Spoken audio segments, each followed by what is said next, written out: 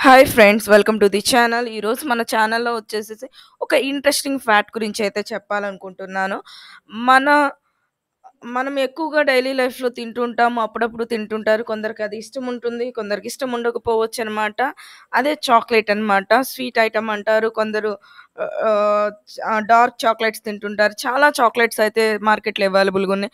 But main thing ఏంటంటే, ఆ chocolate తయారు చేయడానికి బేసిక్‌గా వాడే పౌడర్ ఎక్కడి నుంచొస్తుందనేది ఇదెవ్వరికీ తెలీదనమాట. సో, ఈరోజు డిస్కస్ చేసేది ఏంటిదంటే అదే అన్నమాట. మనకి మనం చూస్తుంటాం గదా! నేనిప్పుడైతే మీకు వీడియో అనేది చూపించడం జరుగుతుంది గదా!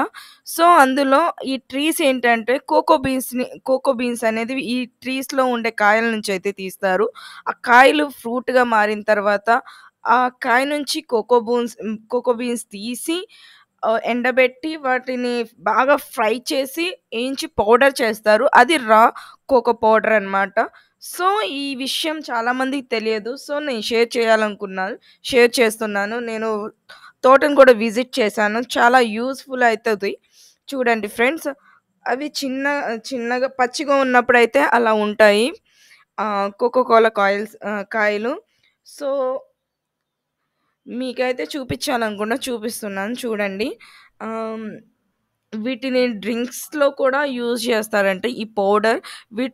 వీటి కాయలు పండిన తర్వాత కట్ చేసిన తర్వాత వచ్చే గుజ్జు నుంచి కూడా జ్యూసులు కూడా చేస్తుంటారంట. ఈ కాయల నుంచే జ్యూస్ గానీ, సీడ్స్ గానీ, పౌడర్ గానీ, షుగర్ పేషెంట్స్ కూడా మంచిదని మాత్రం సైంటిస్టులు జెప్పారు. సో, నేనది ఒక పేపర్‌లో చూసి తెలుసుకున్నాను. నాకంటే తెలీదు.